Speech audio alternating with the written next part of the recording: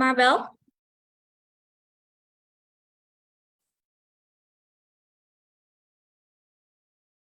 Yes. I want to say a special good morning to everyone who will be joining us this morning. Good morning to you, Marbell. Can you hear me? Yes, I'm hearing. Good morning. Okay, great.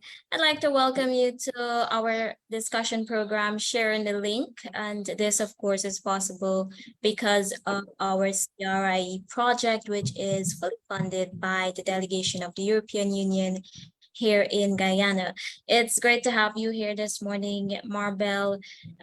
We'll be looking at a very important topic, and that is increasing inclusivity in the fight against child sexual abuse. And we'll be focusing mainly on your region, that is Region 8. So before we get into our discussion, I'd just like to give you the opportunity to introduce yourself. Okay, good morning again. And I am also privileged to be a part of this program. My name is Marbell Thomas, and I'm from Campbelltown and Amerindian Village, but I work in Madhya with ChildLinK as a counselor. Thank you very much for that. And, it's always good to have the opportunity to chat with one of our staff, especially in Region 8. We don't really get that opportunity to connect a lot on an everyday basis. And like you mentioned, you're based in Region 8, Madhya. Can you tell me about some of the work that, you're doing there as a counselor? Well, okay, I'm pleased to do that.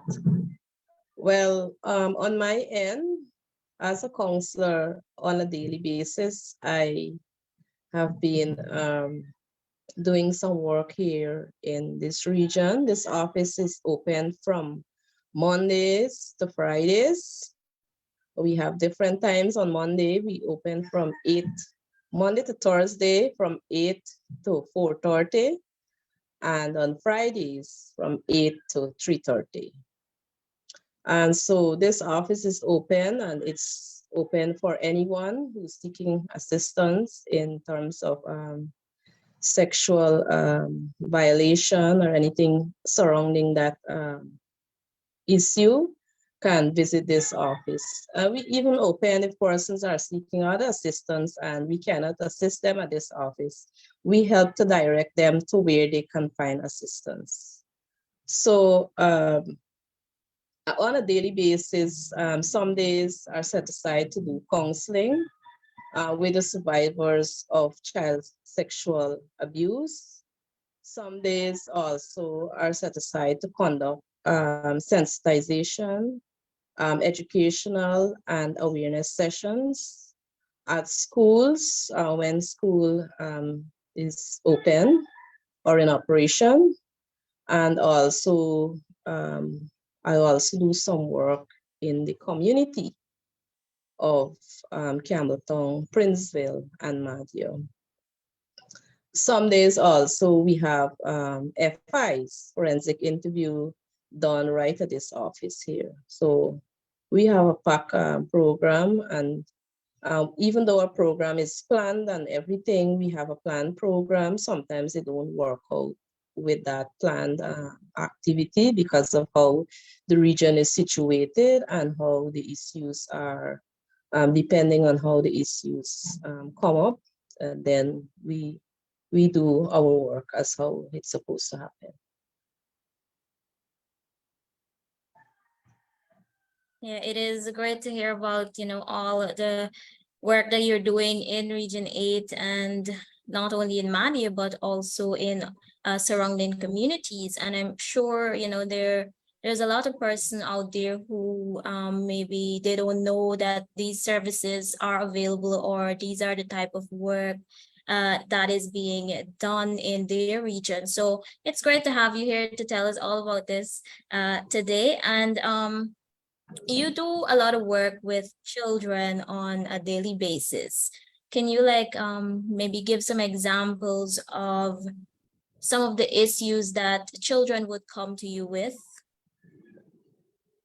Well, since this office has been operating, we have issues like rape, we have issues of teenage pregnancy, we have issues of child sexual assault, we also have issues of school dropouts. Also, persons seek financial assistance. And we even have persons who would report on domestic abuse or domestic violence, where this office do not really look at domestic violence, but this office is always open and we always have a listening ear. So in terms of domestic violence, we do direct them to where they should go, especially like child protection and welfare and so on. So we are still open to issues that we do not directly deal with, but we still listen to them and try to see what help we can offer. That's right. And also, these children, they're coming to you, you know, with maybe reporting a case of child sexual abuse. What would you say, you know, are the factors or some contributing factors in the region that is leading to issues like this? Well, we have a lot of factors, but I will just name a few of some of the factors that contribute to children being in these vulnerable situations are a breakdown of parent-to-child relationship. I think there needs to be some work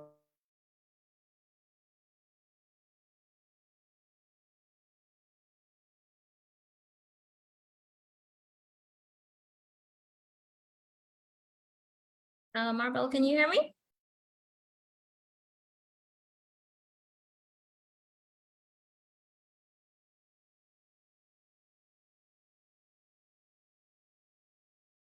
Seems like we've lost Marbell. I'm just gonna give her a few minutes to see if we get her back.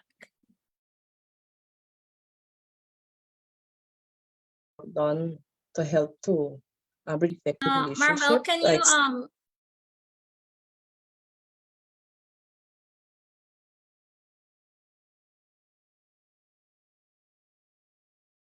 yes, your mic is muted. Yes, yeah. so we lost you a bit. So maybe if you can start again by going through some of the contributing factors for us. Okay. So I was saying the factors that contribute to children being in these vulnerable situations are a breakdown of parent-to-child relationship. We also have single-parent families, lack of information and knowledge. We have this big one that is called poverty, and that leads to a lot of these issues, poverty, and then we have child neglect. Okay, great. And in terms of community, you mentioned that, you know, you guys do a lot of community work or what we would call sensitization and so on. Can you say like how often this is done and which, oh, you mentioned some of the communities already. So yeah, how often this is done and maybe some of the core areas that you focus on when it comes to sensitization? Okay. So in terms of community work and sensitization, visits are made to schools. We have from secondary to nursery.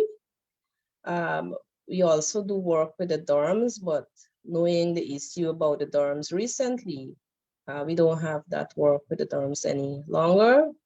Until that is in operation, well, our work will begin.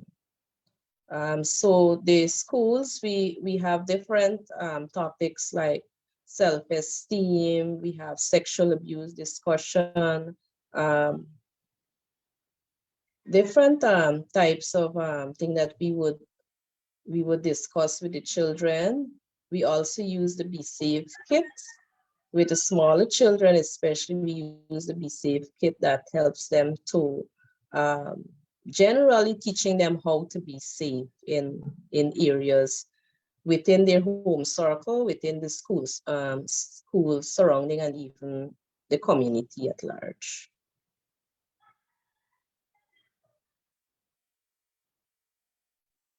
Okay, that's great to know. Let's walk through like some of the feedback you receive from persons living in these communities and so on, not only in Madia, but what are they saying when it comes to the work that you've been doing, the sensitization and so on? Well, since we have been working, I have observed that people are open to receive the organization. They welcome the organization to do whatever work we are doing. We are also encouraged to keep doing the work that we are doing and to keep visiting, especially at the schools. The teachers, would ask you to keep coming and have discussion with the children. So I think in general, people, they're eager to have information, new information. And the children, they are excited because especially when we use the Be Safe kit, it's also involved like pictures and drawing. And there's also, the activities that we normally use with these children. You can see that the children are excited and they're participating within these sessions. So with all of these feedback, it encourages me and pushes me to do my work as I should. Okay, great. And I want to touch on this. As everyone would know, there was the fire at the dormitory in Madia. And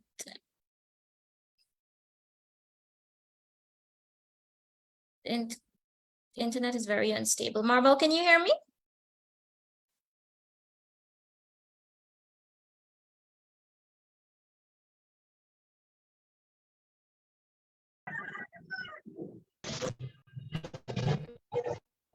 Yes. Can you hear me now? Yes, I just heard a piece, so you Yeah, the can. internet is very unstable. Yes. So I was saying that, there was the fire at the dormitory in Madia, and I want to know what's the difference in terms of seeing that it was something so traumatic for persons in the region. Would you say that they're now like reaching out for services or for help in terms of counseling and so on? Well, after the fire, I know that we had persons who came in. They were counseling being done in different areas and locations in Madhya and the surrounding region. I also know that persons did come out to access these services, not only the persons who were directly involved at the fire location, but other persons from the community in general, let's say like from Campbelltown, Princeville, and those persons who were affected indirectly, they also seek counseling. So I believe that while before time people probably didn't know the importance of counseling, I think that during this time persons have now begin to realize that counseling is important, and it also help to uh, help the parents to realize that their needs, um, the children have needs, and these parents are more careful, they're more alert, and they're more cautious in dealing with issues surrounding their children. Okay. And for persons who, they probably don't think that counseling is important, or they don't see the importance of counseling, what would you say is probably causing this, or maybe some of the stigma against counseling, or what people are saying that would cause them to not see that counseling is important? Well, the big thing is, I think it's culture. It has to do with culture. It also has to do with beliefs, people's tradition, because let's say for counseling is a new thing for some people, because people don't know that counseling is a process. It takes time, and it also has a purpose. Some persons think that counseling is just maybe a one-off thing. You come today and that's it. They don't know that it is a process and it takes time, and you have to, there's also a technique that you use when you're doing counseling. And so I think it's something that persons have to become aware of, that counseling is not just you come today and that's the end of it. It's a process. You go through a time of getting to know that person, building a working relationship with that person, creating such an environment or an atmosphere that person to be able to relate everything that is happening to them. And so I would like the public to know that counseling is very sensitive, it is very important, and it is also an atmosphere of child-friendly atmosphere. It creates that atmosphere where the client is able to communicate effectively with the counselor. And the counselor is not a teacher. The counselor is a person that helps guides, and most importantly, the counselor listens to the client. So I think it's just a matter of time that persons will get to realize that counseling is it's a process, and it also has a purpose. It just don't happen just like that. Counseling, it's a step-by-step something. Yeah, and I also like the point that you brought out, whereby persons would think that it's just a one-off thing, where they would probably come in for one session and then feel better and think that's it. But they gotta finish the process, and especially those children who are affected by child sexual abuse, and it's very important that they finish that process, that parents continue to bring their kids in and so on, to access these services that are available in your region.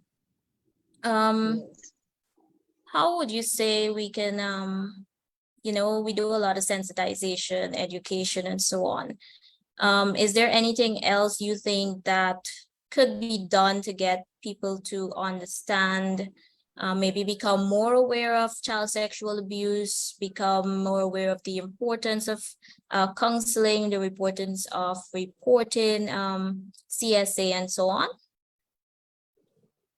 Well, the work that we are doing, I think we just need to continue our work. We need to improve on how often those sensitization sessions, awareness sessions, educational sessions are being done within the community. We need to improve on a working relationship with the community and us as an organization. And I believe that can help the persons to feel more comfortable and know that, well, whatever assistance they're asking for, that those assistance they can receive by whatever we're doing at our organization. I also believe that we can do some workshops and maybe trainings Workshops and trainings don't happen in a day. So sometimes we can make sacrifices or arrangements to have these workshops. And I believe they're welcome because we had some within the community and persons made requests of having more of those sessions. We did a session on criminal and what are criminal offenses and the penalties and so on. And persons made requests to do like abuse sessions and so on. So I believe persons are, they're expecting to have us more in their community. One of the challenges I would say is transportation to some of these areas. We have Campbelltown is very close to Madhya. You have Princeville, it's 7 miles away from Madhya. You have Mycobi that we're planning to reach to Mycobi. That area is like 2 hours or more driving, and transportation is necessary for this organization in terms of outreach to these communities. And then we have the other areas that can only be reached by air. And so we have a lot of work to do. And I think based on our planning and the work that we are doing, we sure will reach the other areas that we're expected to work in. Definitely. And, some of these challenges, it's going to take some time to combat them, come up with plans and how to, make things a little better, especially transportation wise. But as of now, you're definitely right when you said, we just got to continue doing the work that we're doing. The culture also, you mentioned, it's a major challenge in the region in terms of, it's going to take some time to get through to the people there.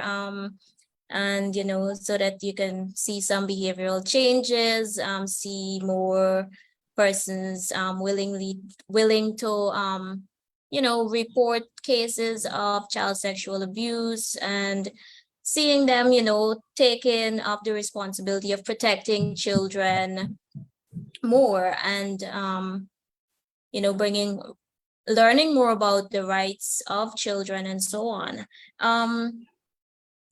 Once again, I want you to go through, how persons can contact you guys. Maybe I'm not sure if you can say where you're located and so on. How people can reach out to report cases of child sexual abuse.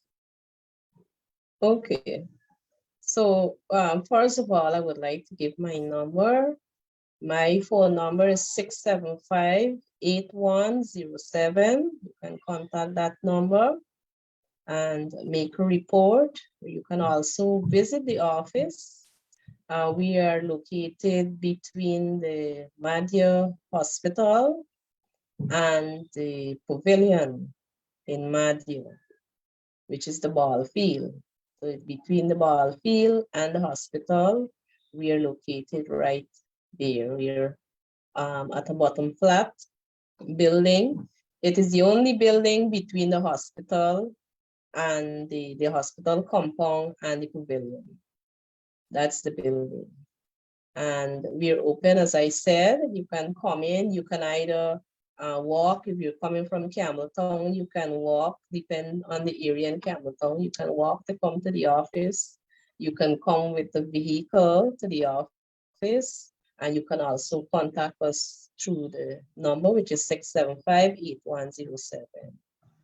Feel free to come in anytime, and I'm here all day until 4:30. Some days I go later than 4:30.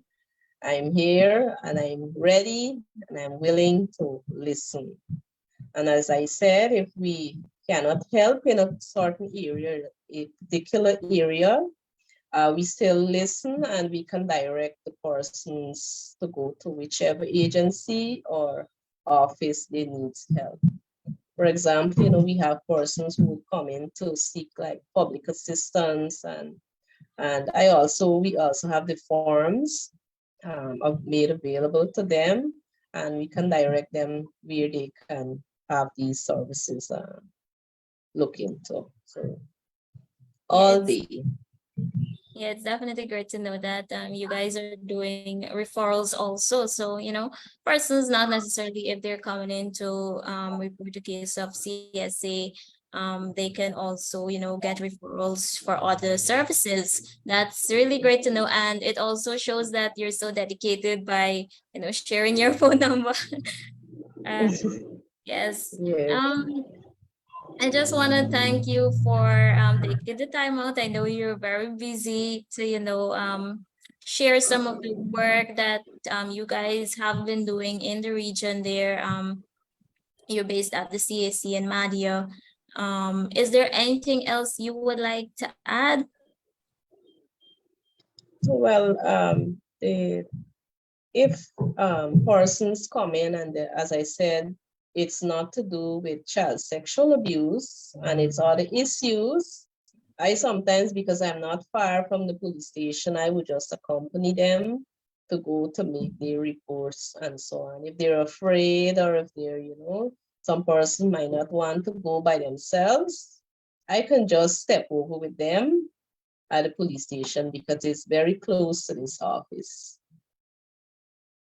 So I'm willing and ready to work wherever help is needed. I know that, there are persons who cannot sometimes make that kind of representation for themselves. I am available and I'm always ready and willing to work. And to the young people, I'm ready to listen to them. I'm prepared to work with them to bring about a change. And, I said as a part of ChildLinK, I'm privileged to be here working with ChildLinK, with children especially. I'm from an indigenous community called Campbelltown.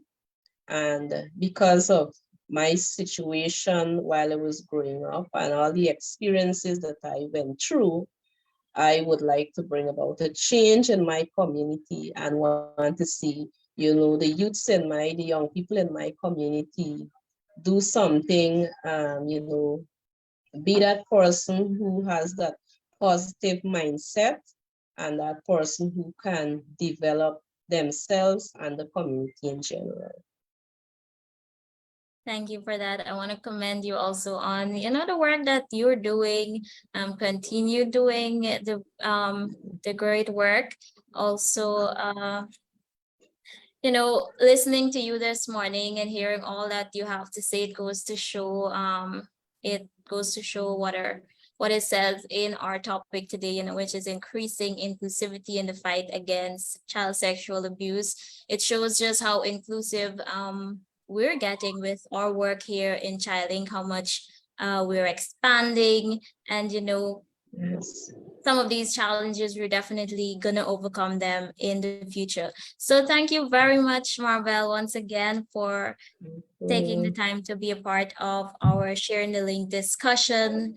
And I do hope that you have an enjoyable rest of the day.